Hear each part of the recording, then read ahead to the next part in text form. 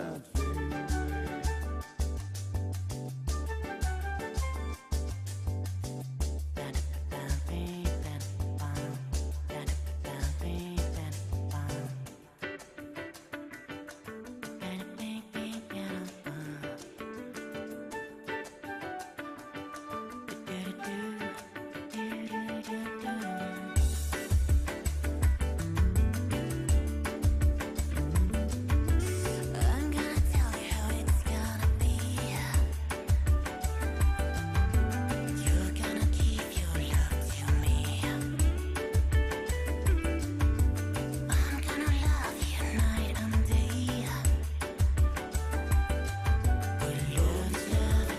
fade away.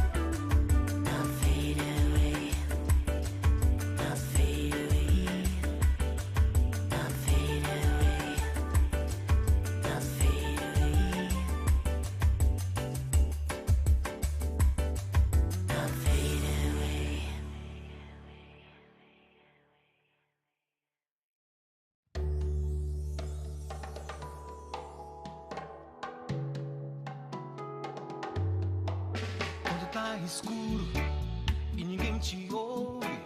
Quando chega a noite e você pode chorar, há uma luz no túnel dos desesperados, há um cais no porto pra quem precisa chegar. Eu tô na lanterna dos afogados, eu tô te esperando, vê se não vai demorar.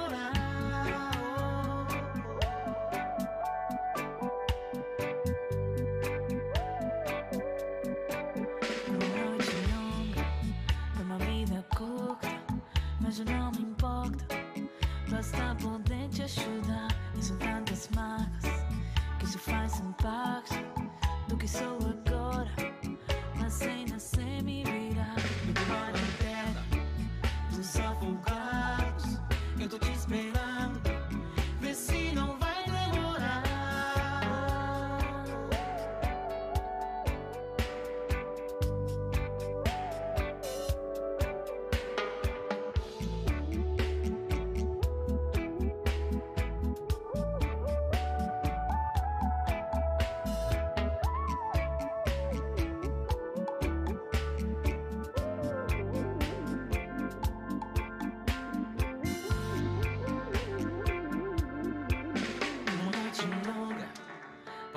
vida curta, mas já não me importa.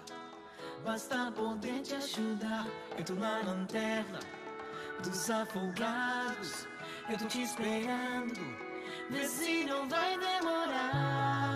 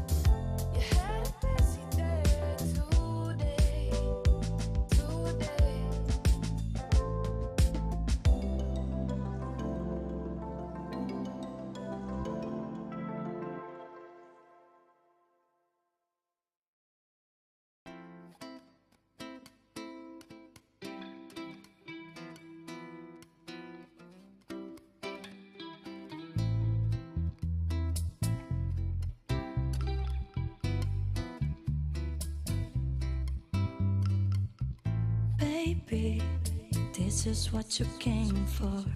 Lightning strikes every time she moves,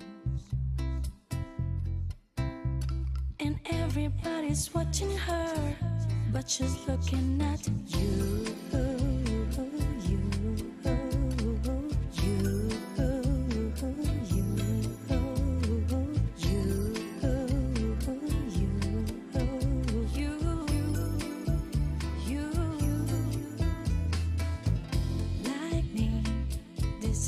You came for. Lightning strikes every time she moves, and everybody's watching her, but she's looking at you.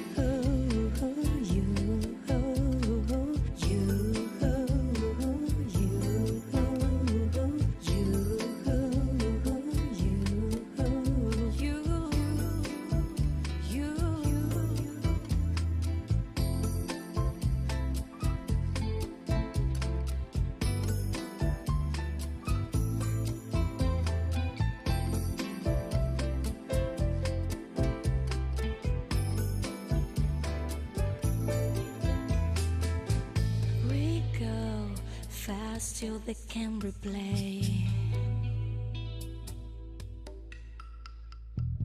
Who knows why it's gonna be this way?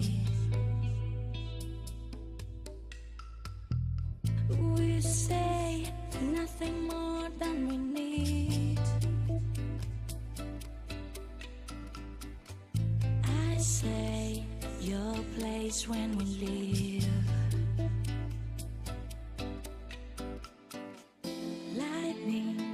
This is what you came for. Lightning strikes every time she moves, and everybody's watching her, but she's looking at you.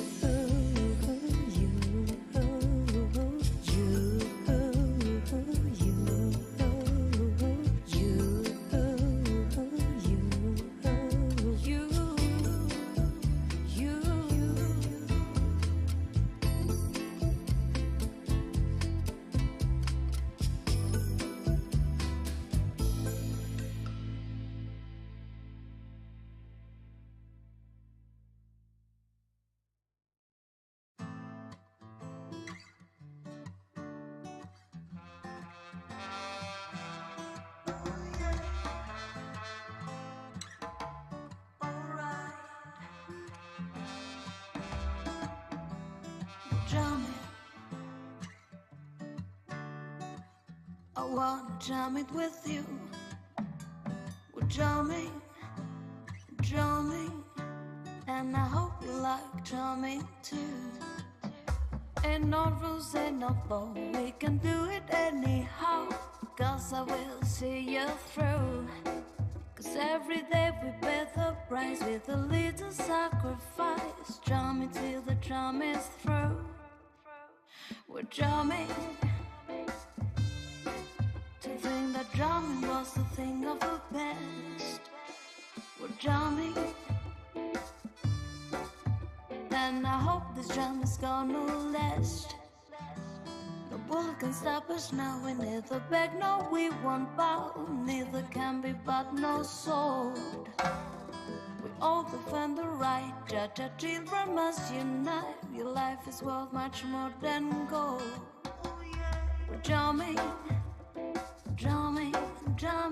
we're jamming in the name of the Lord. We're jamming, we're jamming right straight from your holy Mount Zion, holy Mount Zion, just seated in Mount Zion, arrows of creation. Jamming, what you want. I wanna jam it with you. We're jamming. I hope you're jamming too. It jumps above my pride. truth I cannot hide to keep you satisfied. True love that now exists is the love I can resist. Down by my side, drumming and drumming and drumming, drumming and drumming and drumming. Hope you like drumming too. Drumming, drumming, drumming. I wanna drum with you.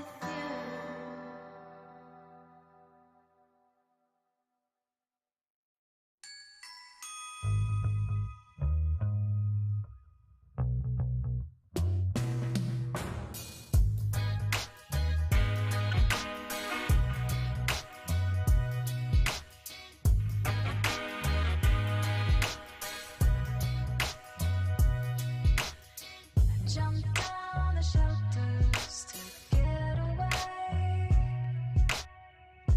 The boys are cocking up their guns. Tell us, General, is it party time? If it is, can we all come? Don't think that we don't know. Don't think that we're not trying. Don't think we move too slow. It's no use after crying, saying it's a mistake. It's a mistake.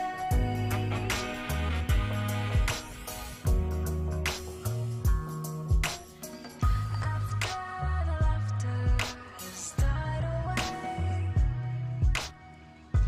and all the boys have had their fun. No surface noise now, not much to say. They've got the bad guys on the run. Don't try to say you're sorry. Don't say he drew his gun. They've gone and grabbed old Ronnie. He's not the only one saying it's a mistake. It's a mistake.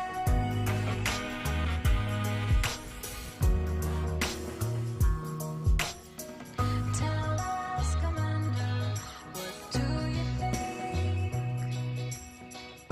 'Cause we know that you love all that power. Is it on then? Are we on the brink? We wish it all, throw in the towel. We'll not fade out too soon. Not in this finest hour. We saw your favorite tune. We'll send a card and flower, saying it's a mistake. It's a mistake. It's a mistake. It's a mistake.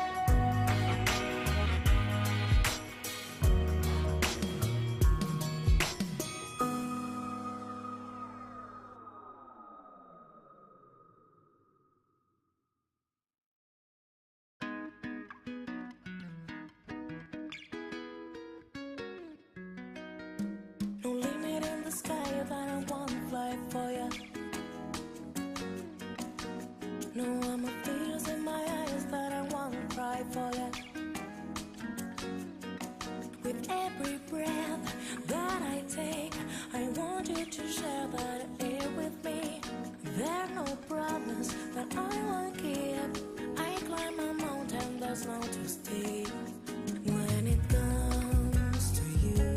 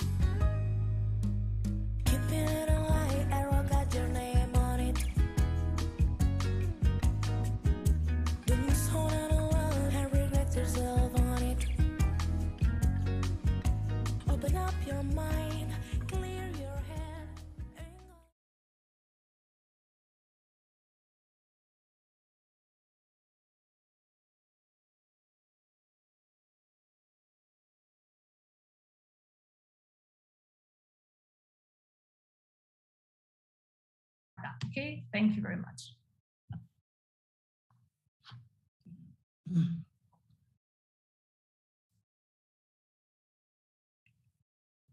Ok.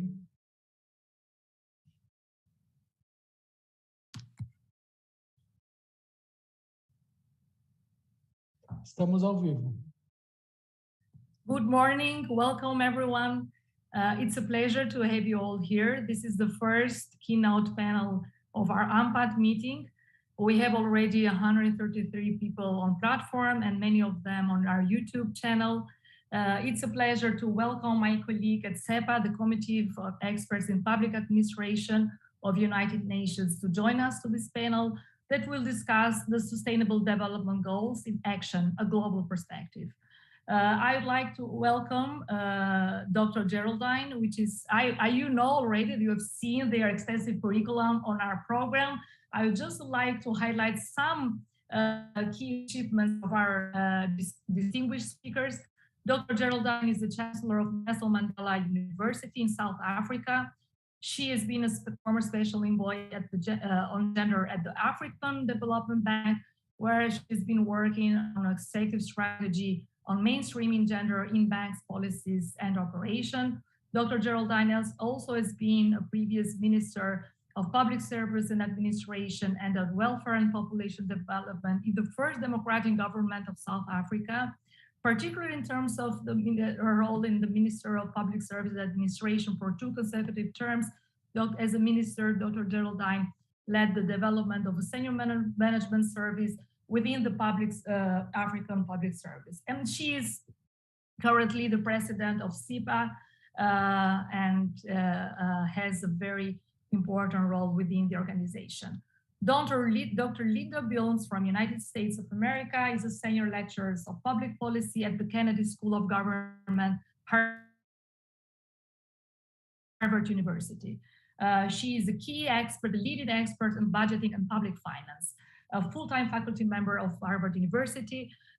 She has been published a number of books, book chapters and papers on the cost of war, the value of public lands, conservations and finance. She has been confirmed twice as Assistant Secretary and Chief Finance of the United States Department of Commerce by the US Senate. And she's been also leading a very good discussion within CEPA about the environmental costs and the role of climate change. I would also like to welcome Dr. Ralph Alfern from Germany, a senior fellow at Hertie School of Governance. Dr. Ralph is an experienced economist and senior fellow at the Hertie School of Government in Berlin. He has been a member of the advisory board of the World Economic Forum's Global Risk Report. I would also like to highlight the Dr. Ralph's role at the Organization for Economic Cooperation and Development, OECD, where Ralph has worked as a chief of staff to the OECD secretary, has built a team of more than 200 staff members to support governments in improving their public sector performance, inclusive growth, and economic competitiveness. We also Yamini that will join, I hope will join us later. Dr. Yamini is the president and chief executive of the Center of Policy Research in India and has extensive research interests in the field of social policy and development. She has founded the accountability initiatives at the center, and under her leadership, the initiative have produced significant research in areas of governance, state capacity, and social policy. I also invited Dr. Marcelo Barros from our National Audit Office. Dr. Marcelo is not just a public servant, a highly distinguished public servant at our National Audit Office, which has played a very prominent role in terms of SDG achievement in Brazil, along with the national. Okay, Yamini is here. Just let me stop here because Yamini is showing up at the Center for Policy Research. So please bring Yamini in the room, please. Thank you very much. Yamini, you will join us soon. I just saw your yeah. So great, so we have the full board here. So I was talking about Marcelo. Marcelo also has been working at the Center of Government. with a number of interesting initiatives, for example, for ACD in the participation of the Brazilian federal government. So I think his moderation will be key so we can develop a good and comprehensive examination of where do we stand in terms of SDGs. So it's a very, I'd like to start with this very broad question. Of course, I know that SEBRA brings a more institutional perspectives or of the challenge that we face, particularly after the pandemic. So Dr. Geraldine, I would like to start with you, listening to your perspective. Where are you going? Where do we stand? What is the future in front of us? Thank you very much for coming once again. Thank you. Thanks, Alketa, and thanks to everyone for this opportunity this afternoon to engage on the whole question of where we are with the Sustainable Development Goals. I'm not necessarily going to go into the specifics and may make a reference to one or two points where I think we should come in, but I thought it may be useful this afternoon to just reflect a bit on some of the issues that we have looked at as a committee of experts on recording in progress of the UN. As is known, we form part of a subsidiary body of ECOSOC. We've been appointed in our individual capacities, and at the moment there are 23 members that are from different regions of the United Nations, as if I can put it that way, much as we in our personal capacity. And I think this brings quite a diversity of thought, because you have practitioners, academics, people who are in research institutions and otherwise. And I think Linda and I always compete as to who is more of a practitioner than the other, because I think we feel that we bring different experiences.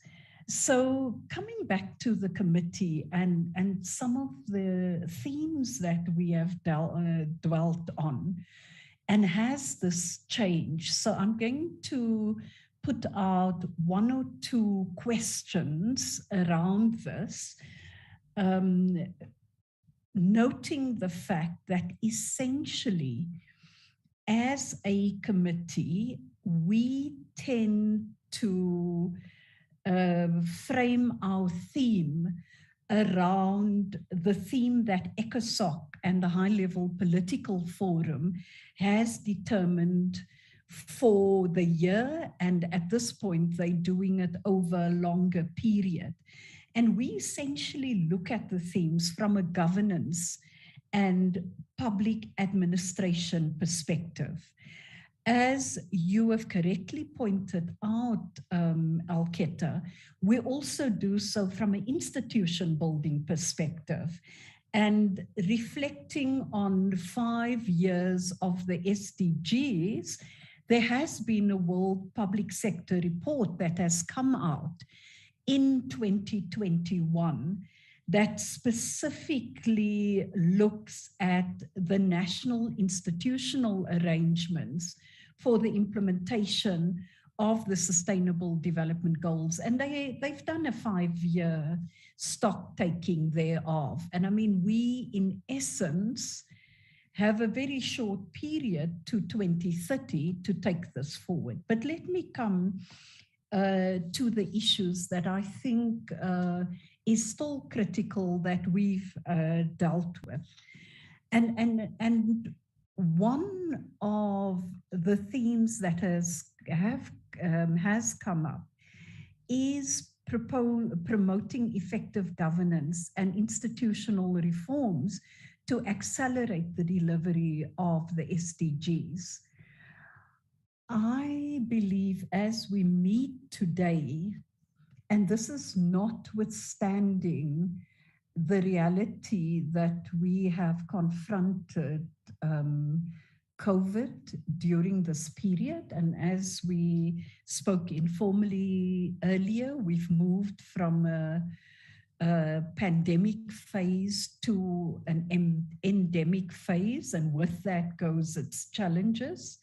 We also know that there's the reality of, shall I call it very loosely, because I think Linda may drill down on this, some of the realities around climate change and very specific areas related to that.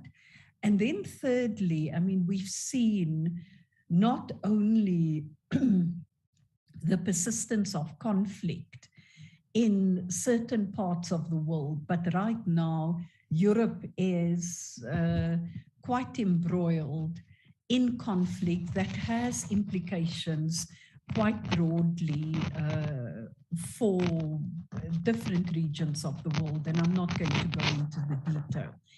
So key messages that has come out of the committee that is as pertinent as when it was raised in 2019, 2022 today, is the fact that we need policy coherence for sustainable development. And this seems to be a bit of an elusive reality as it relates to the way in which both governments, civil society, and the private sector interfaces around this area. And this I raise in a very general way. It doesn't reflect on specific intergovernmental entities, pockets in government, or groupings in civil society that tries to work to this end. I think if we look at it more broadly, we still have a challenge around that. The second issue that I want to raise is that when we look at the question of crises, and right now people are talking, and academics are also talking about polycrises. And the reality is that there is the confrontation and the reality of polycrises right now, but government tend to almost in instances thrive on this, where they will use it even in less urgent, for less urgent matters. And hence you see the circumventing of arms of the state, like the legislative arm and otherwise. And we need to look at that. A last few matters that I want to raise is, of course, that we've made an accelerated call for action. And this was made in 2020 when there was 10 years to the attainment of the SDGs. And this call was targeting both incremental reforms that target long-term cumulative results, as well as fast-track reform initiatives that are based on innovative breakthroughs. I think it begs the question right now, have we achieved on either of those fronts?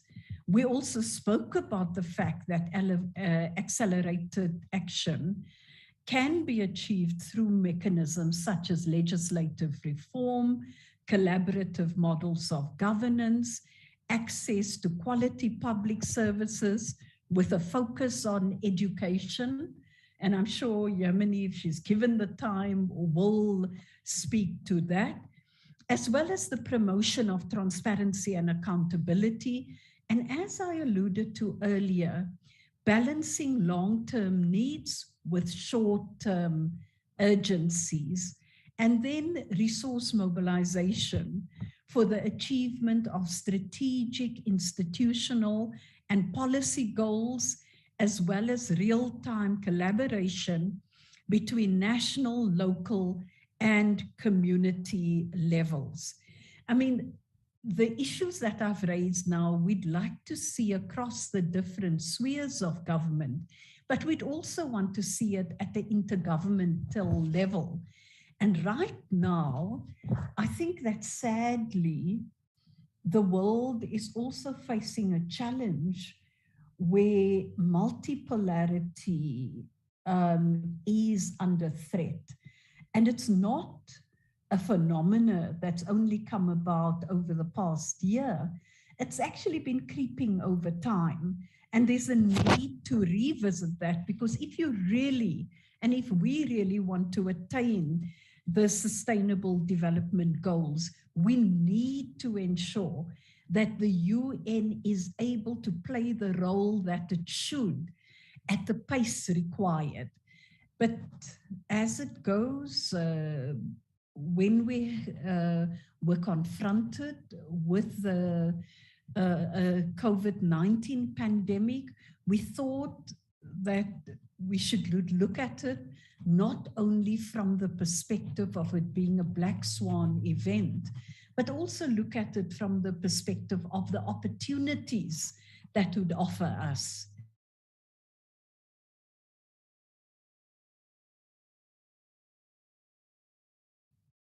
I think we lost Dr. Geraldine. Well, she already warned us that she had a problem with the electricity. So I think that we can continue with Dr. Linda's. And then probably she'll join us later. So we'll have opportunity to continue to listen. Thank you. Thanks a lot, Linda. Well, you're welcome.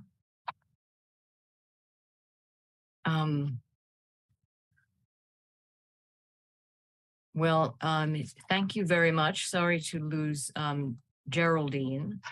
And I'm very pleased to speak to the Brazilian Academy of Management. And I wanted to thank my colleagues on the UN Committee of Experts, Al-Qaeda, Rolf, Geraldine, and Yamini, and to thank very much everyone who is here participating and listening. Can you hear me? That was load shedding, and I'm not sure if I'm back. I think we have Geraldine back. Yes. Yes, Geraldine. Linda was speaking we can hear you, we can't see you. If you want, now we can see you. But it's freezing for me. I don't know if it's everybody.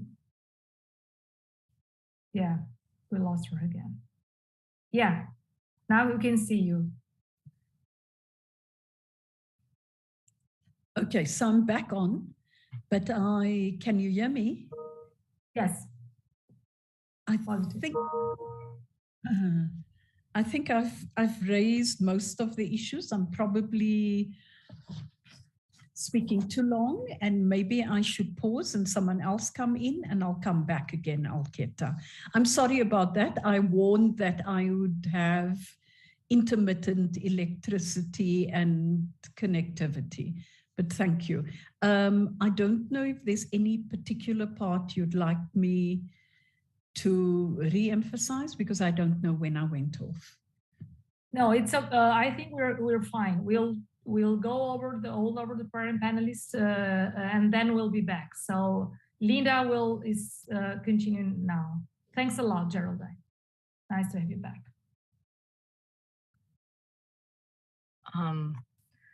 Okay, so I'm going to speak on environmental challenges, specifically getting to net zero and protecting biodiversity, and maybe touch on helping poor countries adapt to climate change.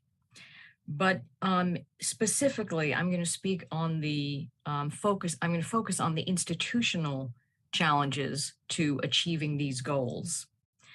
And I'm sure that everyone here is familiar with the unique problems facing Brazil, the world's greatest biodiversity hub and carbon sink, and home to 60% of the world's largest rainforest.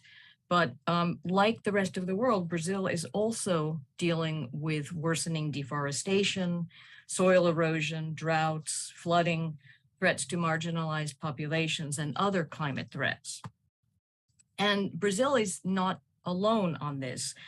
The UN has 3 Sustainable Development Goals, SDGs, related specifically to climate. SDG 13, which is combating climate change, SDG 14, which is conservation of oceans and marine resources, and SDG 15, which is protection and sustainable use of terrestrial ecosystems and halting the loss of biodiversity. According to the latest UN reports, progress toward achieving the targets for these 3 SDGs, 13, 14, and 15, are dismal. They have progress has stagnated or deteriorated across all regions of the world. In short, our pace of progress is not on track for fulfilling the 2030 agenda. So the question is why? Despite so much goodwill and effort and so much technological and scientific progress, why do we see these dismal results? And to a large extent, these failures, in my opinion, are due to 3 institutional problems that I am going to discuss briefly. The first, the fragmentation of responsibility. The second, a lack of data. And third, what I call the asymmetry of incentives. And this is true when I speak of institutional failures. I'm talking about the public, private, and nonprofit organizations. And I'm particularly interested in the problems across all 3, because I've been fortunate in my career to have worked in all 3 as an Assistant Secretary of Commerce, and previously as a partner at Boston Consulting Group, and now as a professor at Harvard, which is, despite its $50 billion endowment, termed as a nonprofit.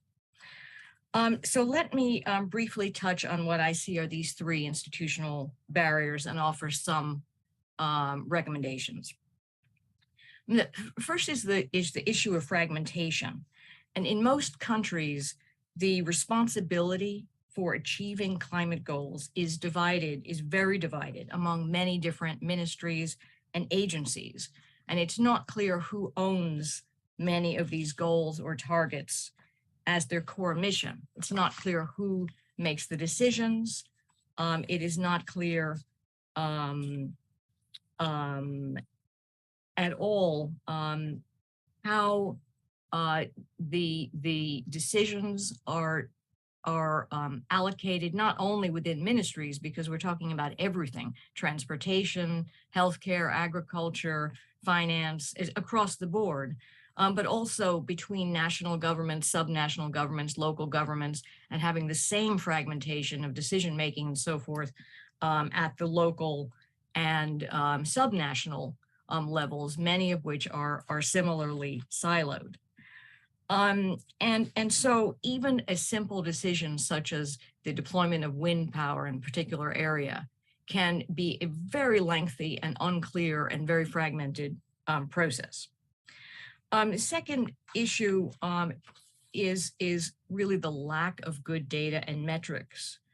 And there are problems related to disagreement about how to measure progress on goals, what baselines to use, how to track stocks and flows of natural assets, and what are viable metrics, as well as a lack of transparency around performance. So at all levels, I mean, there are a range of data issues, but one issue in particular that where institutions and managers have an important role is that we do not recognize in our national statistics or in business balance sheets the full value of natural capital, like soil, water, trees, air quality, all of the things that actually make it possible to grow food and make life. And our globally, GDP and other national statistics, as well as balance sheets, don't actually measure the the conditions underlying of that enable ecosystem services.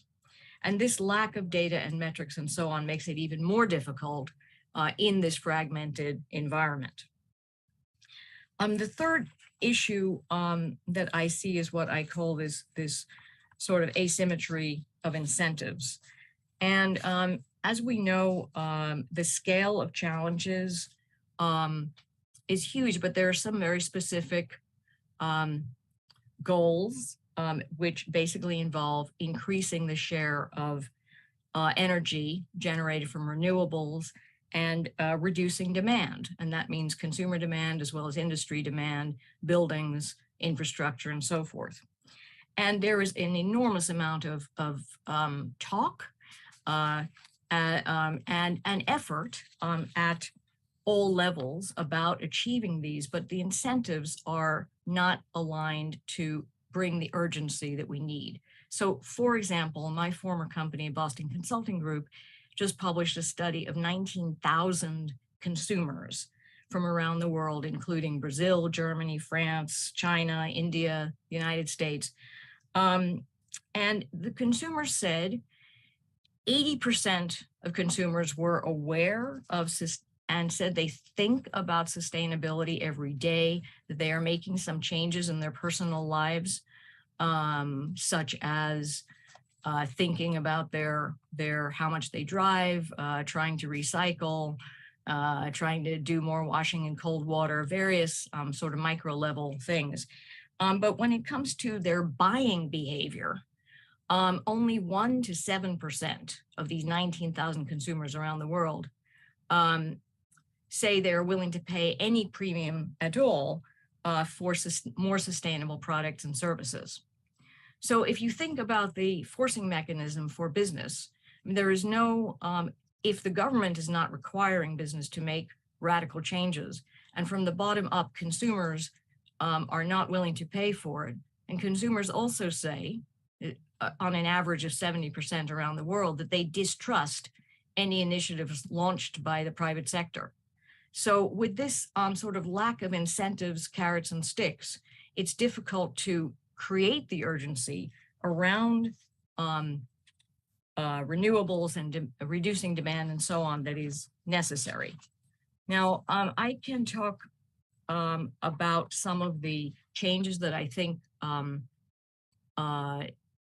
need to be made involving government, involving greater transparency over failures as well as results, greater transparency over what metrics are being used, greater mandates for transparency, particularly around metrics and data, pushing for natural capital accounting and changing the way we value wealth. But I can talk about some of those more in detail. I just want to say one more thing, just to pick up on where Geraldine was going, which is that as we think about the transition to net zero, it is obvious that greater cooperation is needed.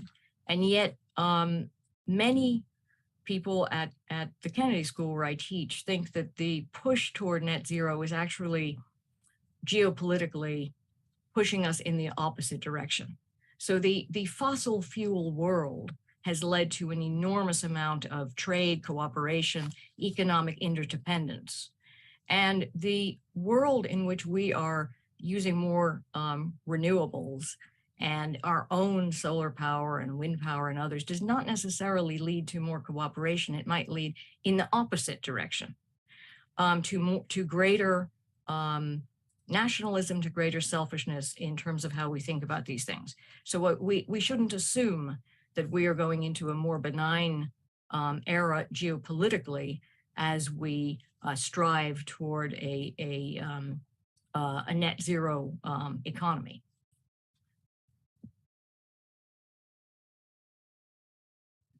Thank you. I'll stop here. Yeah. Did you stop, Linda?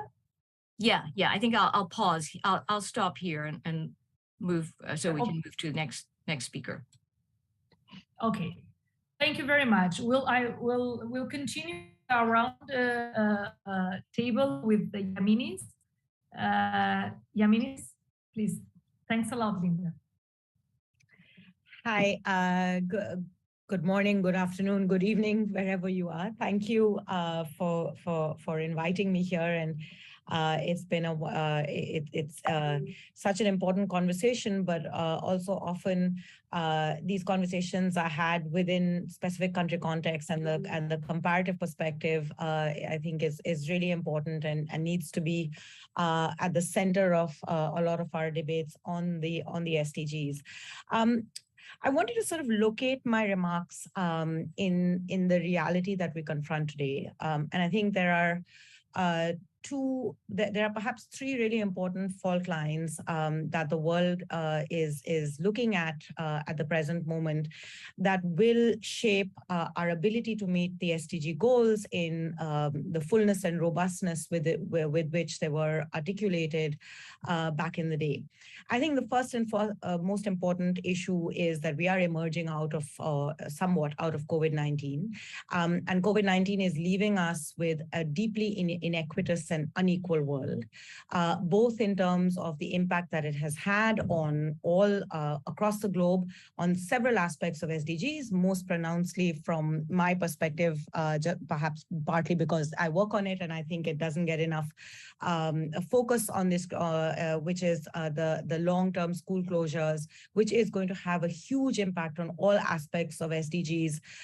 If you take a decadal look at the impact of COVID going forward, even as the world is moving on. I'll come to that in a little bit more detail shortly. But also inequities in terms of the public health response and the vaccine response. And I think these inequities highlight for me a very important limitation of where multilateral governance sits at today.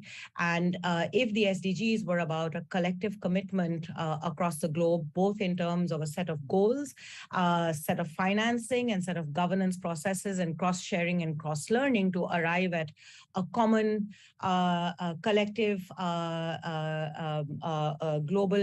sense of global equality.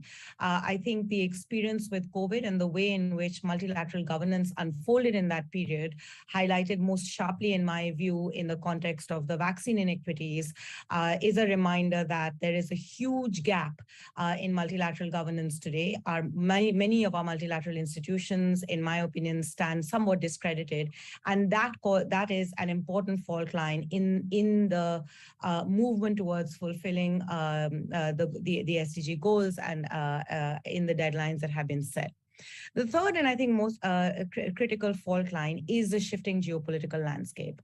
The Russia-Ukraine prolonged war has had, I think Geraldine mentioned the poly crisis. It certainly, foreign inflation has placed the world in a crisis. And this places, from the very specific perspective of SDGs, this places very important and critical pressures on governments, where particularly those, as we are emerging out of COVID, many governments are struggling with large fiscal deficits.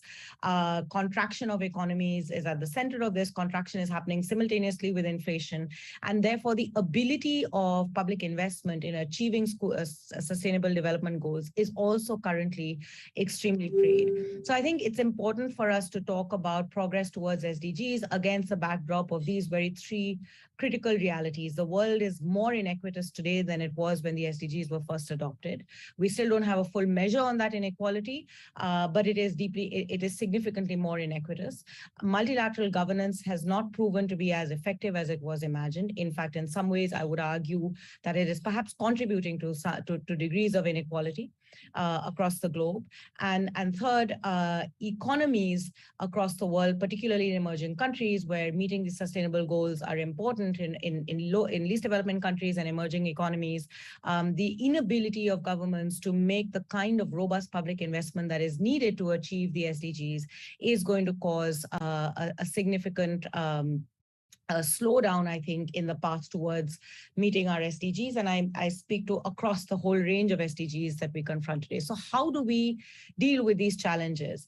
And these challenges are, I think, even more pronounced in the fact that as we move towards achieving climate goals, especially for emerging countries like mine, where the challenges of balancing the need for expanded energy use for a growing economy with the need to ensure that these transitions are technologically sound, that they don't lock us into energy pathways that are environmentally unsustainable. The question of financing is going to be front and center again on all of this. So how do we deal with what is, I think, going to be a huge glut in global financing, both for achieving climate goals that are central to the shaping of our economies and collectively achieving all the rest of our sustainable development goals that we as countries and we as a global community have committed to as global public goods, is a question I don't think we have given enough, we've had enough public debate on, but that is the reality that economies across the world are confronting. And for me, the real challenge is that we don't have a robust multilateral structure within which these conversations can actually be had. India is about to take on the presidency of the G20. That is a fora where some of these conversations could be had. But I worry that geopolitical shifts are making the space for these conversations around reimagining multilateral governance in a way that's genuinely equitable, that's deliberative, that can address these challenges significantly harder. So what is it that we need to do as a community to really push the multilateral space to not allow geopolitical challenges of the moment to take over these broader critical conversations around SDGs is something that I think for us like this must debate more. With that, I want to sort of shift gear a little bit to focus on the specific issue of education as a critical SDG that which I think lies in some jeopardy. What was really important for the education community in the adoption of the SDGs was, particularly if we compare it with the MDGs, was this movement toward not just focusing on universal enrollment of universalizing the school system, but also focusing on what happens in the classroom. So the achievement of improved learning outcomes was very much at the heart of where the SDGs were taking the education system. It was a hard-won battle, but an important one nonetheless. The closure of schools as a consequence of COVID has had a huge impact on this. We still don't have a full measure on it, but there are many countries, particularly ironically somewhat in developing countries and LDCs, where school closures went either partial or full closures were prolonged as long as 2 years. In my country, India, schools were closed pretty much for the better part of 2 years. And it took a very long, hard battle to reopen schools, and they've only now in July of 2022 started functioning in full throttle, equivalent to what they were like back before COVID has before COVID. But in the process, two very crucial things have happened. One, the attempt at transitioning to online education highlighted the degree to which digital inequality is still extremely prevalent in a large part of the world, which meant that a significant proportion of students actually had zero access to schooling in the period when schools were closed.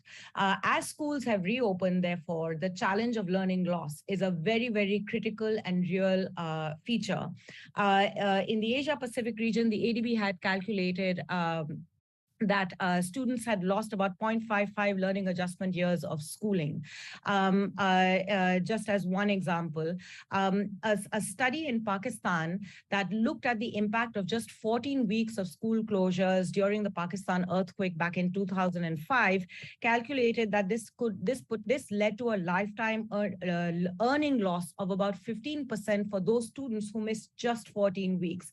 Now measure that up to 2 years, and you're essentially talking talking about a significant proportion of GDP lost in productivity of students. What is particularly challenging is that as schools have reopened, it isn't business as usual. We still don't have good data, so I will have to use anecdotes, at least in the Indian context, to speak to this. There are some surveys underway, and hopefully by the end of this year, we'll have some hard data. But it does seem, just from learning from what schools are experiencing, that enrollment rates have dropped significantly, particularly for girls, and schools have had to do a lot more now to bring girls back in school. In countries like India and at least certainly many other parts of South Asia, the prevalence of low-cost private schools is a very common phenomenon. With COVID and income loss, a lot of these private schools closed. Families couldn't afford to pay fees, so these private school students have gone back into the public school system, but the public school system doesn't have the resources to absorb this large influx of new students that are coming in, and that is also adding to significantly upending the pupil-teacher ratio, overcrowded classrooms, with children sitting in classrooms at multiple levels of learning, and therefore teachers have it struggling very hard to get the children to be curriculum ready in the context of the classroom. So the learning challenge has not only led to a significant amount of regression in the achievement of the learning outcomes goal, it is also not a very straightforward process of assuming that 1 or 2 full academic years of schools being reopened will automatically lead to children catching up without a significant investment both in financial resources as well as pedagogical resources, including teacher training, to reorganize the classroom in ways that would enable this learning gap to be bridged. If we don't bridge this gap, as Pakistan's experience has taught us, the learning loss will run through the student's lifetime. And with climate crises now becoming a repeated phenomenon, the floods in Pakistan and South Asia was such an important reminder that school closures are going to be a very common phenomenon. How we imagine the school in the context of these consistent disruptions and how we deal with the challenge of learning outcomes is going to have to be reimagined moving forward. So I think the issue of education needs to be looked at very differently and reimagined, both to make up for the gaps that students have experienced over these last 2 years, as well as the impending disruptions in many parts of the world due to the environmental challenges. So many new fault lines have opened up over these last 2 years after COVID, with the shifting geopolitical context and with the accelerating climate crisis, all of which will have a huge impact on us achieving our SDGs. Education is at the heart of many other SDGs, and therefore is an illustration of the challenge ahead. We need reimagined thinking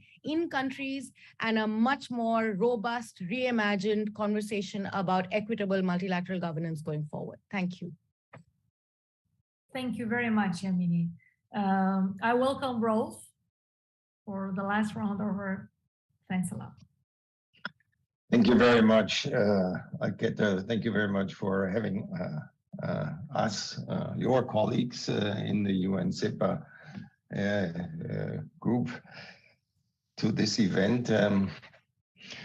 I'd say that it is really fascinating how these previous interventions describe this enormous space which we confront in terms of SDGs implementation for the next while. But I have to say, when you work with such wonderful colleagues, the best thing that you can do is learn and look what others do.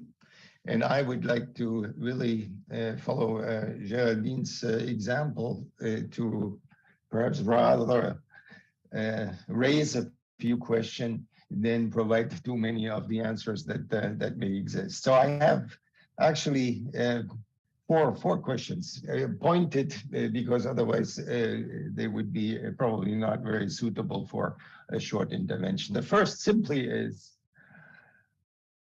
are we talking about SDG implementation, or are we talking these days about crisis management?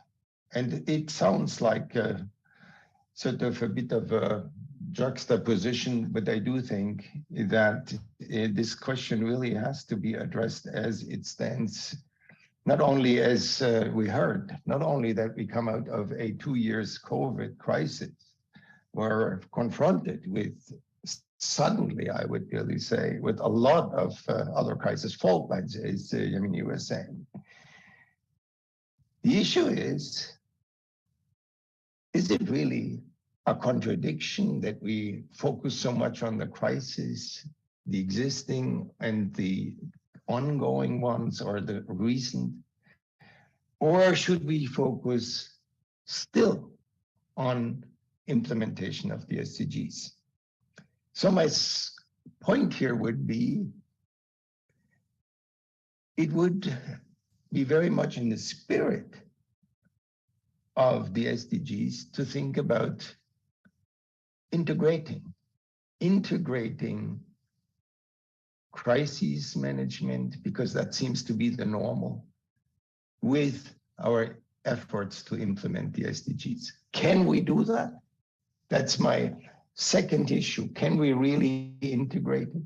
When you look at current observations, it seems to be extremely difficult. But it would be very interesting to hear whether this is just a certain point of view, or is it something that we see around the world. My impression, at least, is that the here and now seems to take every consideration and every priority above anything that's medium or long term. And that even is true for the most important crisis that we know now for a long time, climate change. So is this really a choice? Have we made the choice to say we want to focus so much on the crisis management and nearly forget our implementation? Or have we made steps to integrate our crisis management really into the SDGs? And I mean that in particular institutionally. At least from what I can see, I doubted that really has made a lot of progress.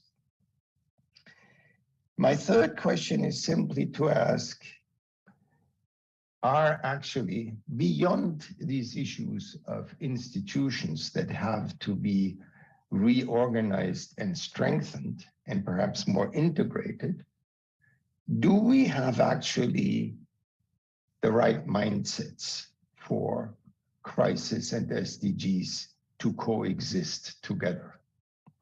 And I mean it not just a question to be addressed to policymakers. I just think it is also a question of whether the people, first of all, of course, the leaders, definitely, do they have that idea about combining it, integrating it? But is it also the case for the machinery of government? I mean, the people who work in the machinery of government, in public administration, where is their mindset in terms of dealing with these perhaps competing requests for managing the crisis and implementing the SDGs? But it's not just the leaders and the bureaucracy, it's also people. And we heard some very interesting example when Linda was speaking about, yes, the attitudes, but not necessarily the behavior that would be in line with what climate change requires to happen. And last but not least, I think we should also ask the question, the private sector, in what respect this integration of risk and SDGs can be and is underway in their thinking. I mean, it is interesting to see that you have a lot of discussion these days about greenwashing and things like that. Is that something that we need to certainly tone back to institutions, but at the same time, I would say we need probably a little more work on the mindsets. And I will say that I really appreciated a great piece of work that the United Nations did under the heading of changing mindsets. I think this is something that seems to be perhaps obvious, but I don't think that much is happening in this space, and that we would be well advised to get us a little closer to understanding risks, to make sure that governments are better prepared. But most of all, as Geraldine was referring to, risks are also opportunities. And if we could make a little change here, piece by piece, step by step, in these mindsets, I think it would make a great contribution. But again, it's a question, and I'll just offer here my part of the response. And my last question simply is, when we speak about the situation of implementing SDGs, what is the role of SAIs? Is there a role for SAIs globally? My answer would be an unlimited yes. And I do think that there is some work perhaps to be done in SAIs, even more than in some cases already happening. Audit means evaluation. That's a fantastic thing to do if it is well done. The reality is that in many countries, not much has been done about the evaluation of COVID so far. Interestingly enough, when you ask, yeah, there is not yet time to it. It's too early. We have different things to do. We will go back to it. So the answer is we need to do more, but not just because of the evaluation, but because what would be results of a adequate, well-done evaluation would be the opportunity to learn. And I think that this learning from results, from mistakes, maybe also from very well done interventions, very well prepared policies, this combination of evaluation and learning would allow us, I think, to really take not crisis one after the other, but really make it a virtuous cycle to get to some greater emphasis on risk management, greater understanding in the sense of mindsets, of risks and opportunities, but most of all, that we would understand risk management today, crisis management, as integral part of our SDGs. Thank you very much. Thank you very much, Rolf. It's impressive how each of one of the topics that you've covered during your talk talks a lot to Brazil. Our environmental challenges, our educational challenges, the crisis of multilateralism, etc., that we're experiencing today. But I would like to ask for Marcelo to comment and question, to pose further question. We also have gathering, we're working on questions from the audience, so I'll try to integrate the questions that we are coming from the audience as Marcelo continues the conversation. Thank you very much, Marcelo. Yes, thank you very much, Alqueta. Rolf, my friends, very nice to see you again, and all the great panelists. I think the first thought that came to us is that we need policy coherence in the center of government. I think it's,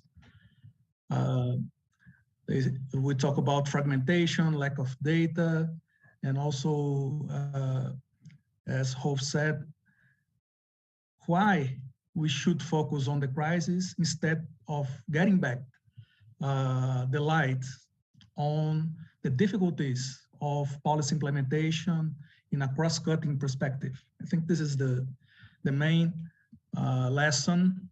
As Geraldine said, we should learn from the crisis. So a lot of problems of financing also the SDG in the severe fiscal crisis. So we have to do a lot of partnerships as well. I think it's clear that partnership with civil societies and the private sector for financing the SDGs another challenge.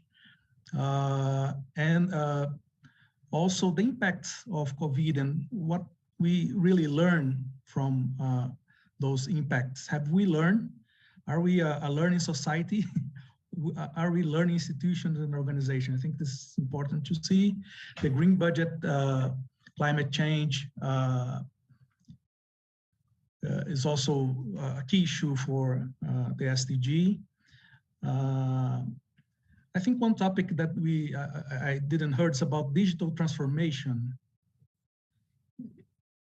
artificial intelligence and IoT as an accelerators of inclusion. I think the UN system is talking about the IA recommendations with ethics and inclusion. So if there's one lesson I would like to hear from you is about the use of digital transformation we learned from the crisis for regaining the gap that was even deeper with the crisis, especially, as Yamin said, the education gap. We lost 10 years of education in Brazil. And also the productivity report that the World Bank has done in the world. A Brazilian that is born in 2090 has 60% of chance to have its productivity level in achieving the age of 18. So differently from the OECD countries that they have 80% of chance. And we had got worse in the crisis, especially in Northeast. We lost at least 10 points. So it's important to focus on children. It's another issue as well. And how they're going to be productive and included and alive and with proper education and health when they are 18. So I think this is the key questions, but my question goes to one that underpin everything that we're talking here is about trust in institutions, trust. The reports, the World Bank reports and the UN reports and the OECD reports, they say we lose trust even more. And among women, the trust in institutions are lower. The poorest, the trust is poor. The trust in central government is even worse than in local government. So my question is the SDG agenda a possibility, and how we can regain trust in institutions to develop the agenda? We have reached half of the time. We have the other half. There's some good hearing here about the learning process. How can we accelerate inclusion and the new environmental and digital recovery? So is it possible through the SDG agenda to regain trust?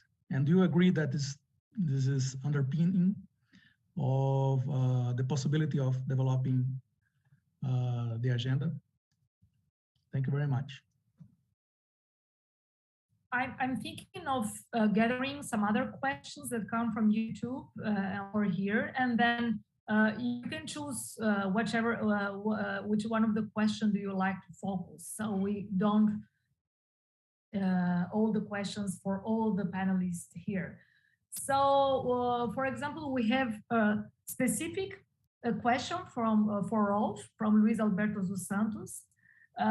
Luis Alberto is referring to the constitutional provisions that we have in Brazil since 2016 that establishes ceilings to public expenditure, limits to public expenditures, and how these provisions, that legal provisions that include also limitations on social expenditures, can impact the SDGs in developing countries.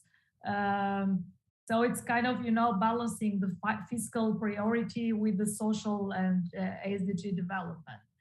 We also have a question from Andrea Altamari from YouTube that she's relating. She is talking about her experience in participating in some projects with the European Union to ask for funding And the biggest challenge for her as a researcher has been to make a dialogue between the practical desires of civil society and associations as ours, which are often more theoretical, and to integrate this as she has found extremely, this dialogue between the universities, associations, she has found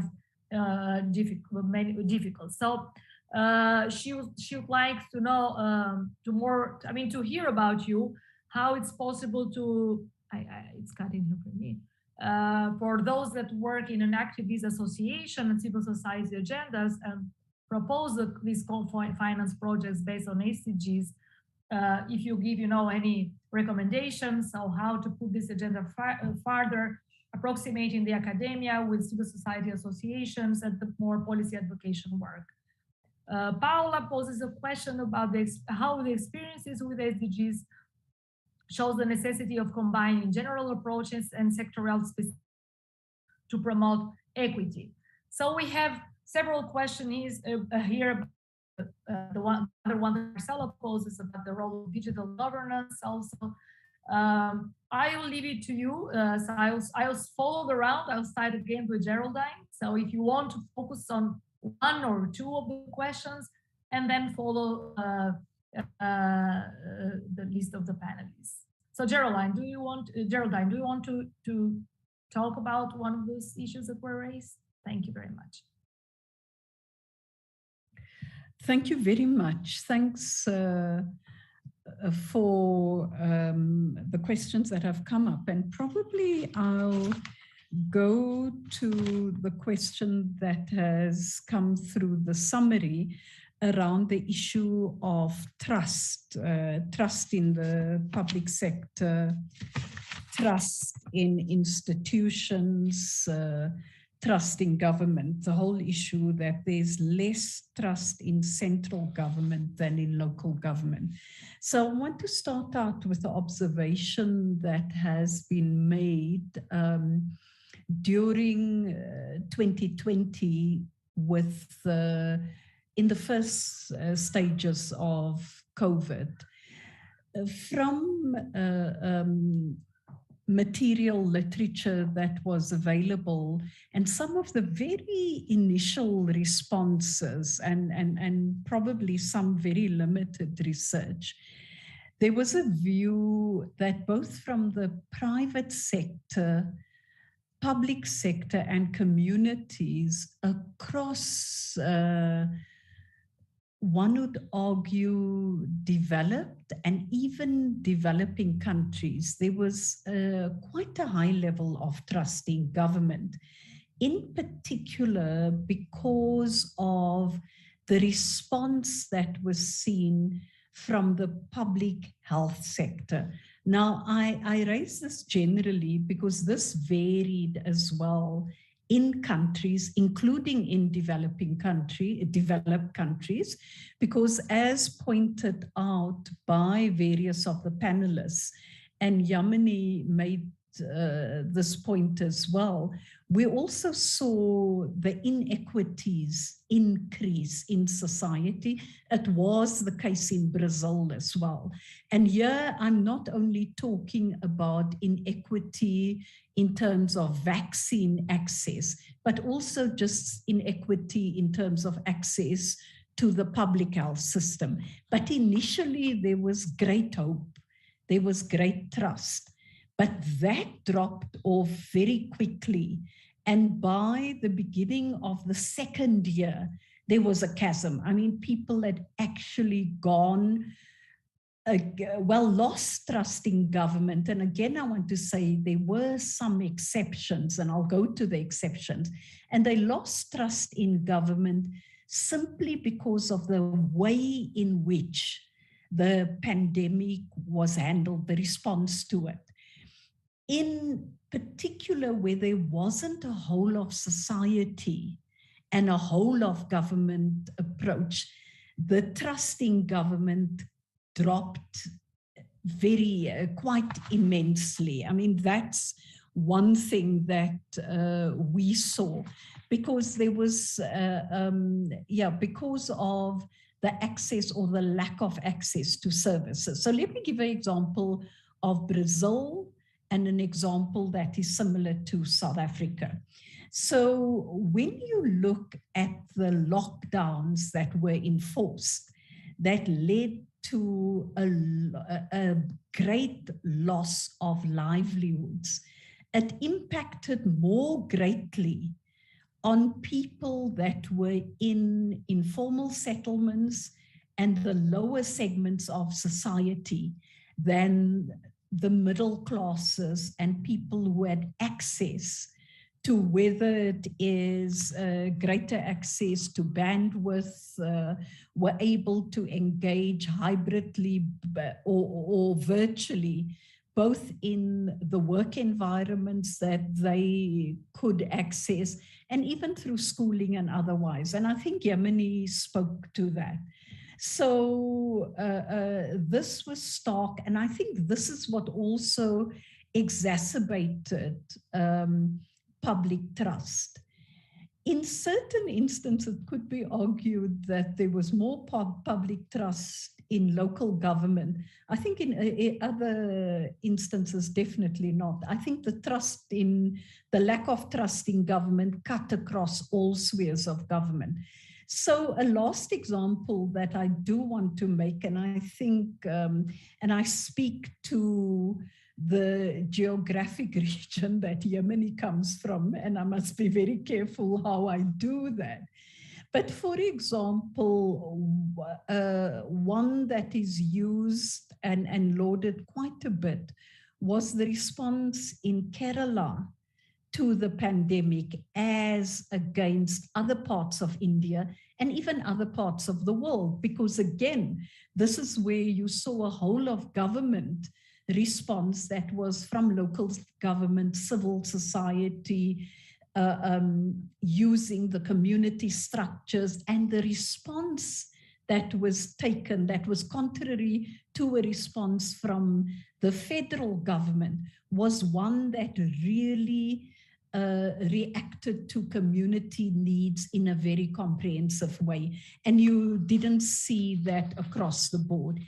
In addition to this, as a final point across the board around government trust, we also saw with the pandemic the way in which financing was used that was intended to reach communities.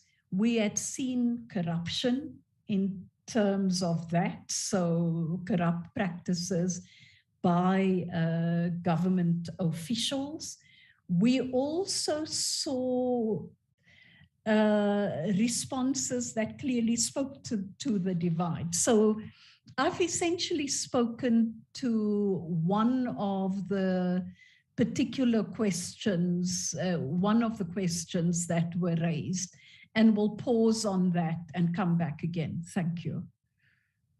Thank you, Geraldine. It's worth mentioning that research highlights crisis as an opportunity to regain trust, societal trust. And unfortunately, I think we lost this unique opportunity.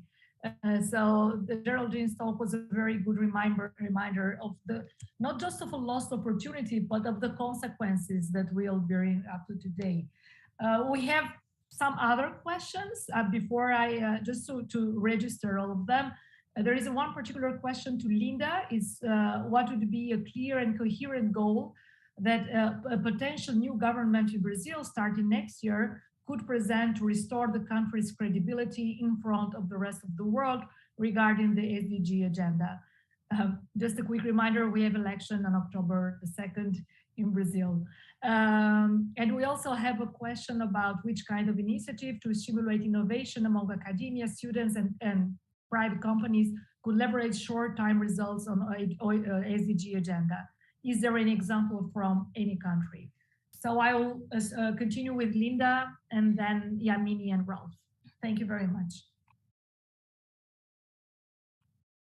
So thank you to all the panelists for really, really interesting comments. I also want to tackle this issue that Marcelo raised about regaining trust. I think this is a real issue worldwide in both public and private institutions. And it is multifaceted, but given that I teach public finance, I mean, I want to talk about the issue, one component of the trust, which is how we allocate resources. And people are very aware of how resources are allocated in society. We in the US spent $6 or $7 trillion on the post 9/11 wars in Iraq and Afghanistan. We have immediately sort of jumped into action, spending billions of dollars and providing military assistance to Ukraine. There is a huge amount of discussion already here about the trillions of dollars for reconstruction that will be needed to reconstruct Ukraine. And if at the same time, I mean, we've seen in the past week that 1/3 of Pakistan is underwater and Puerto Rico has no electricity and 9 million people had to be evacuated in Japan because of typhoon and so forth. And so the absolute giant elephant in the room, of course, is that the world's poorest countries are suffering, on the climate change front, the worst consequences already. And this is only going to get worse. And from the way the world sees resources being allocated by wealthy countries, we are not, as it were, putting our money where our mouth is or where the greatest risk is. And I think that this issue of how we allocate resources is at the core of trying to restore trust. I mean, we have seen, led by Brazil at the local level, it's not a panacea, but a reasonably successful efforts through participatory budgeting, where people getting engaged at the local level and seeing that they actually can influence whether a stop sign gets fixed or a leaking water pipe gets fixed or something at the local level, that they can have some say in these decisions, is extremely potent in trying to improve sort of civic engagement and sense of connection at the local level. But at the national and certainly international level, in terms of the allocation of resources at the IMF, the World Bank, the multilaterals, and above all, kind of wealthy countries, there's just an enormous mismatch. I think that along with how we allocate resources, there are within the public sector. I mean, I know we have many public sector managers here at this conference and listening. There is so much sort of opportunity hiding in plain sight that people feel working on their mission could be leveraged that isn't. So just to give one example, the US Pentagon is the world's largest purchaser of fossil fuels. It alone has a carbon footprint exceeding that of 140 countries. It is the largest single purchaser of vehicles, including ships, planes, cars, trucks, helicopters, etc. It employs millions of people. It has 800 bases in 80 countries around the world and another 800 bases around the United States. And there's a huge desire among those working in the Pentagon and even leaders in the Pentagon to tackle some of these, the sort of immediate issues by, for example, closing some unnecessary bases, not just making them more efficient, but closing them, doing less where necessary. And yet, despite receiving virtually unlimited check from Congress for almost anything else it asks for, the one area where the Pentagon has difficulty in securing resources is in dealing with its own green footprint. despite an overwhelming desire among hundreds of thousands of people who work in the Pentagon and the military to do this. So I think that restoring trust has a lot to do with allocating resources differently, fundamentally rethinking how we do this. It's not exactly the case, but certainly the concept conceptually of zero-based budgeting, which was last attempted, well, the only time it was seriously attempted in the United States was under President Jimmy Carter, who tried to take a bottom-up look at how money is spent. Did not go far, but we are sort of long overdue to try and rethink and rematch the allocation of resources to major challenges and crises. I would just say one more point, which has come up repeatedly, which one more thing, and then I will stop, which is the issue of short-term versus long-term goals. So Yamini was talking about the long-term impacts of this, of the education gap, and we have, think a lot about how about short-term urgent things to do, but for managers, we live very much in the urgent box and not so much in the important longer-term box. And so I don't have the answer to this, but another way to regain trust, particularly among young people, is to shift our mindset and demonstrate that we are thinking about the generational equity, not only just about ourselves.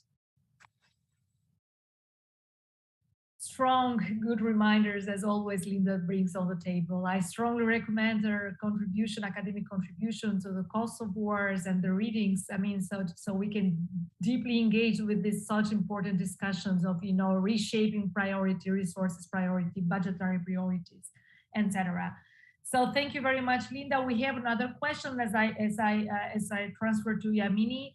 National governments need to get truly involved to deploy the SDG concept across schools, local governments, and private capital. What's the way of convincing national governments as Brazil to do so? I do think there is, people here know that despite the relevance that Brazil has for this discussion, governments have not been truly on board. And so this is it's a probably difficult question, but it's on the table too. So Yamini, thank you very much. For yours. Thank you. I think, Marcelo, you set the ball rolling on the question of trust, which is so important that I'm going to pick up and in some ways both echo and hopefully add a little bit more to what both the previous speakers said on the issue. And I think, when we speak about trust, a lot of the emphasis is on citizens' trust vis-a-vis the government.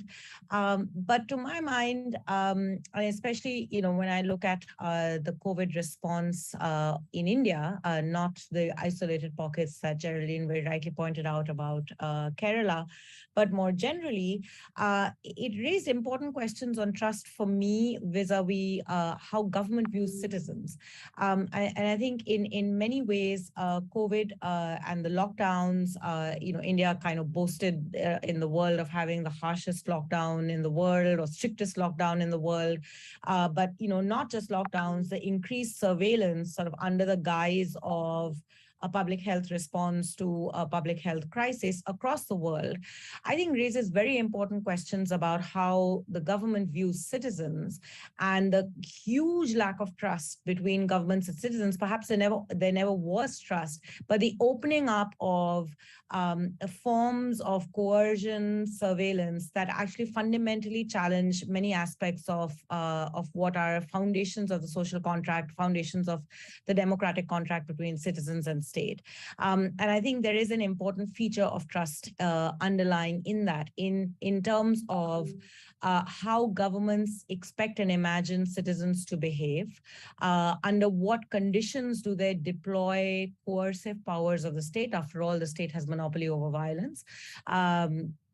In ways that control citizens in the context of a public health measure, a certain degree, a public health crisis, a certain degree of coercion is perhaps arguably necessary, but its long-term impacts on how governments structure themselves, organize themselves, their institutional framework, the regulatory framework, to shape their relationship with states is extremely fundamental. I think a very important shift has taken place, and technology has accelerated and enabled that shift to take place over the COVID years. And we need to acknowledge this because it has huge implications on the government's ability to bring other aspects of SDGs into bearing. Because the bulk of SDGs require citizens and state to participate together in a very deliberative form. Deliberation is about trust, both trust of citizens to state, but also trust of state in citizens, and a recognition of citizens across all categories of structural inequality to actually have a full ability to understand what their needs and priorities are and shape what they want from states. So, we talk about participatory budgeting and decentralization, and I'm a huge advocate of precisely that. But I wonder what this means in a context where states so easily use coercive tools to essentially seek submission of citizens. And moments of crisis are very crucial points at which the worst of these aspects of the state come out, because moments of crisis require citizens to cohere together, to come together, to be part of the nationalist project in responding to that crisis. But it does unleash these elements of state coercion that completely break state trust in citizens as much as they break citizen trust in state. So I think these two dynamics need to be part of the conversation and need to be engaged with a lot. And there are very specific tools through which we can ask and try and answer some of these questions. I think the expansion of digital technologies and surveillance technologies open up the space for a really crucial conversation about privacy and data protection. And one aspect of that is how the state expects citizens to make themselves visible to it, and the starting point of the state vis-a-vis how it uses data, citizens' data, is very much of citizens trying to escape the state. So targeting in the everyday of social safety nets, for instance, at least in the Indian context, digital is used very much as a way of the state identifying those citizens who are trying to enter into a database to access benefits, who ought not to, and the onus is on citizens to essentially present themselves and present their data and documentation and attributes to show that they are genuinely within the category of what the benefit is trying to target. And it's constantly using its data systems to, the words they use, we need to authenticate citizens, we need to delete citizens from the database, all point to this lack of trust and placing the onus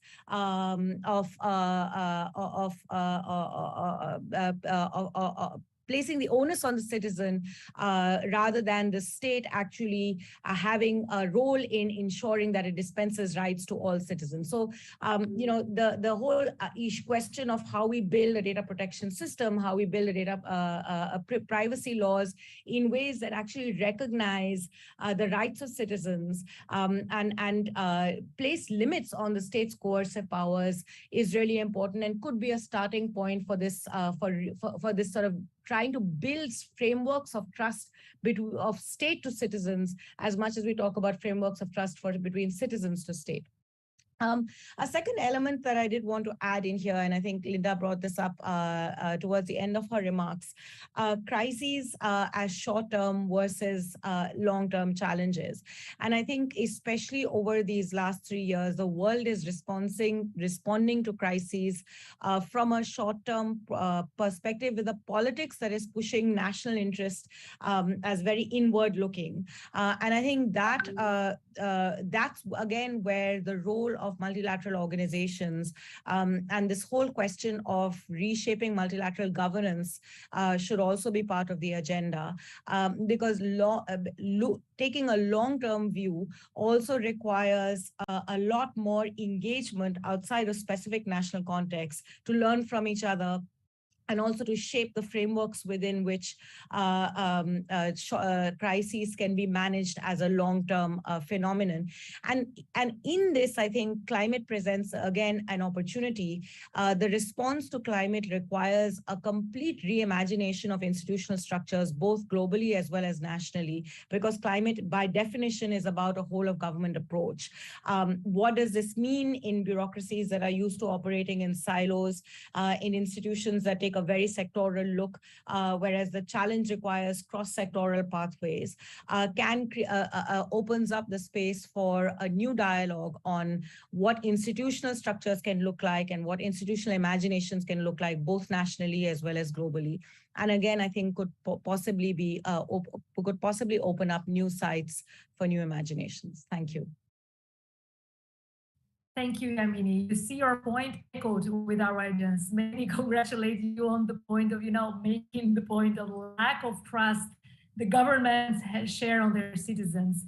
And which is probably will take us to another missing opportunities in terms of using the digital transformations before us in wrong direction, to punish, to enforce instead of reinforcing an enabling state.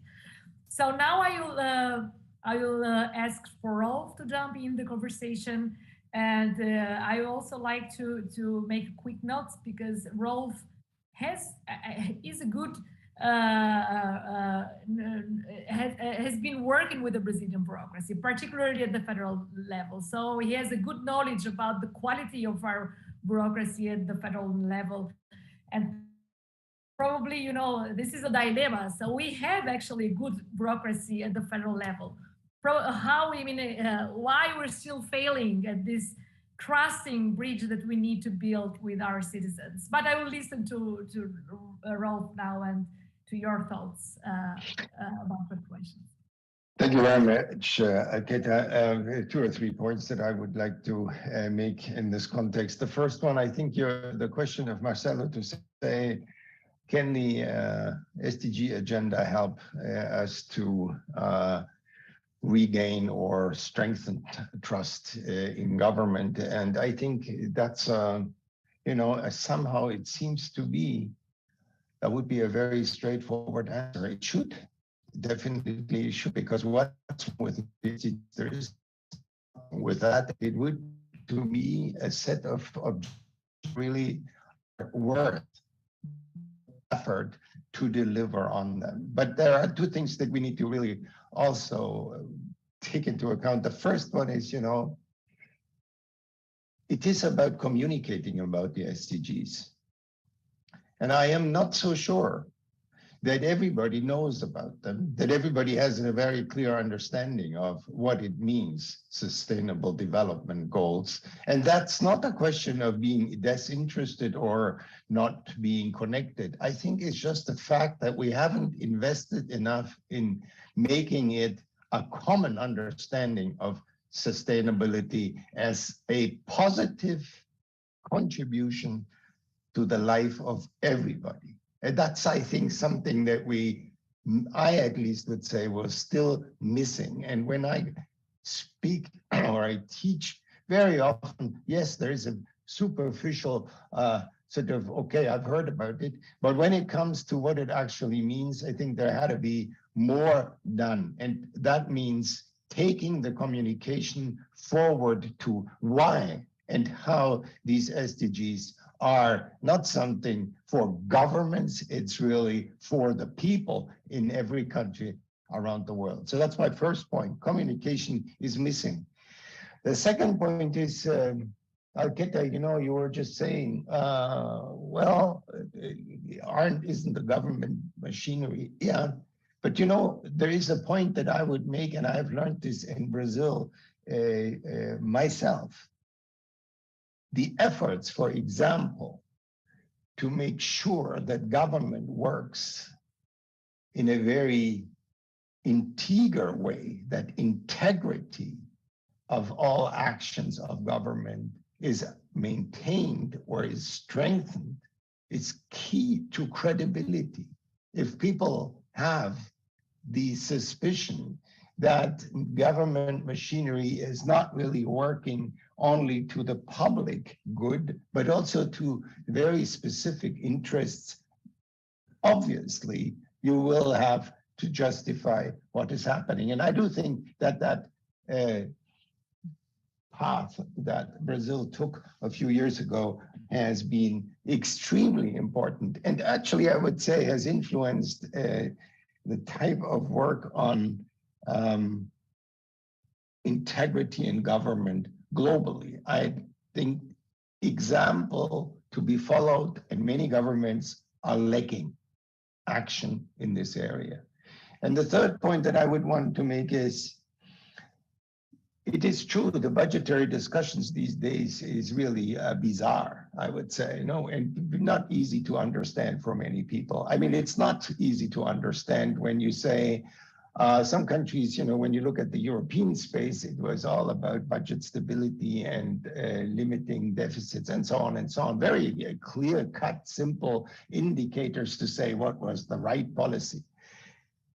But from one moment to the other one, we have changed that idea and said, well, it doesn't really matter that much. We need to spend because we need to save ourselves, our lives, our citizens. And therefore, it was justified. Now we want to make sort of a bit of another turning into this discussion about, can we afford higher expenditure? And my point here is that it is linked to, I'd say, very limited evaluation of what are our gains and what are our losses when we make shifts in the allocation of resources. We seem to understand, that when you cut certain expenditures, what is it that you gain when you reallocate it to, for example, now, which was so important, education and health?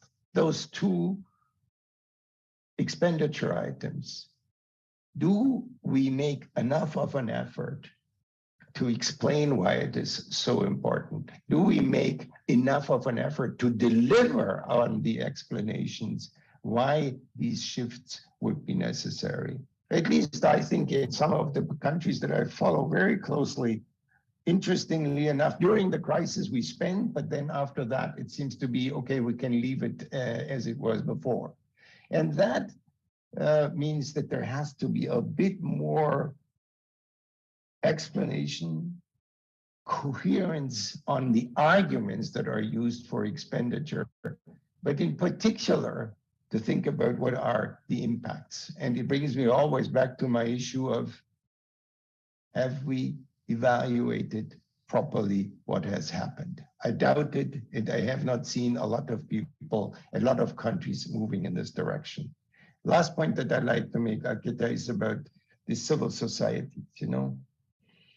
I think civil society, we have had a lot of discussion about the shrinking space for civil society. And I do think that one will have to be extremely alert about those limitations that are put on in the name, for example, crisis management. And in many cases, it actually led to excluding civil society entirely, even when there were already previously certain mechanisms, arrangements that would have been able to be used.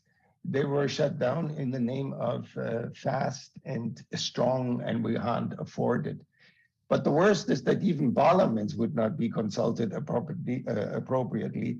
And in that sense, the message could be, at least, even if it wasn't meant like that, but the message could be, there's so much more space for changing priorities, for changing expenditure items, and all the talk about restrictions, limiting, making sure that we're not spending the money of the future generations would go a bit without any further proof. So when I say, can SDGs help? I think definitely, but we need to do much more than just saying we deliver in our plans. We also have to say we deliver in measurable impact. We need to be, as governments at least, able to say we can demonstrate that what we promised, we spent on, and actually we achieved something. I'm sure that that would be a great message for people who think about it. What would they like to pursue for themselves and for their lives? Thank you very much. Thank you very much, Rolf.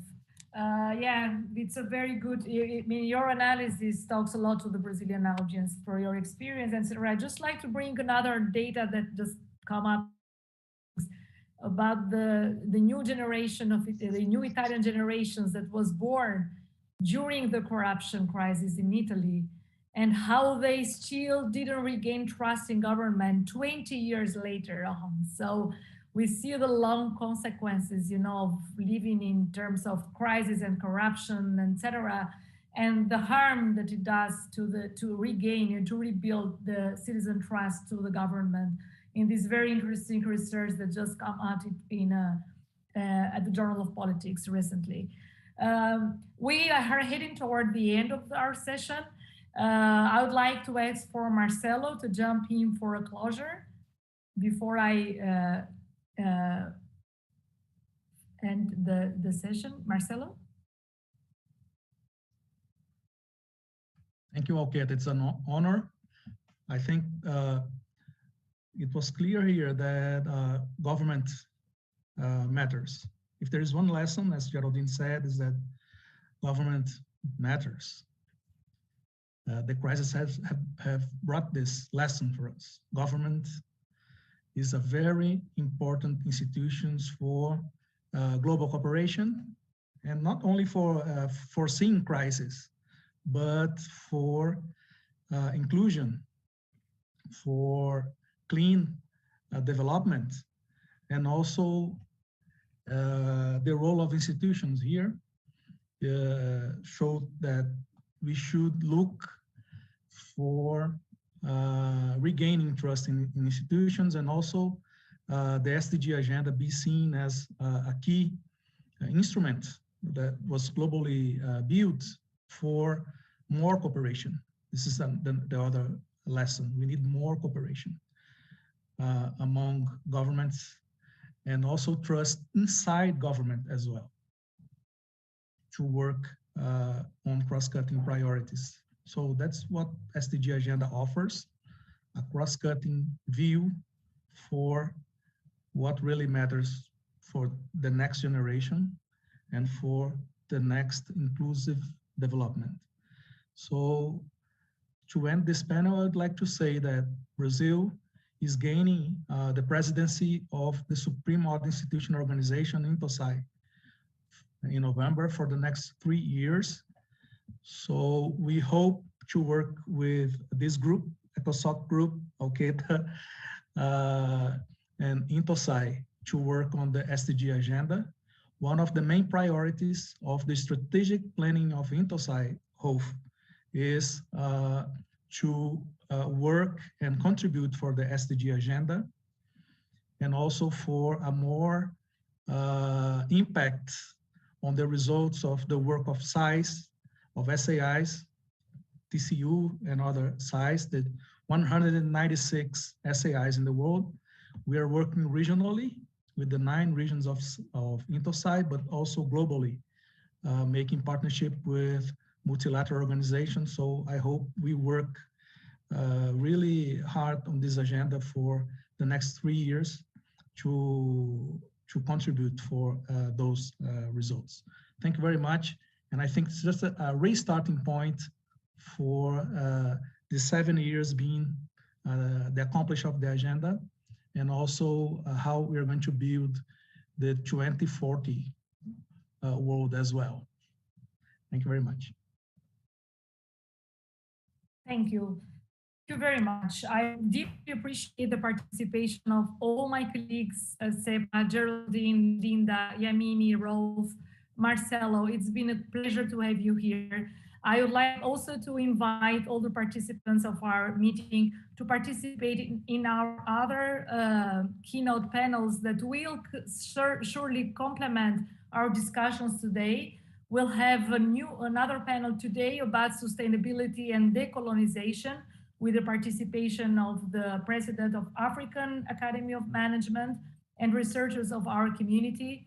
Tomorrow we'll have two panels about the global environmental changes, also with the participation of Brazilian researchers that work closely with international community in tracking the challenges of the climate change agenda. We'll also have another panel about populism and democratic backsliding, as we congratulate the participation of all of you and thank you for your deep contribution to our discussions. We are looking forward to having you all here in our next panels. Thank you very much. Looking forward to see you in the future, in the next future. Thanks a lot. Bye-bye. Thanks, Keta. Thank you. It was a very interesting panel. Thank you. Yeah. Thank you. Thanks. Thank you.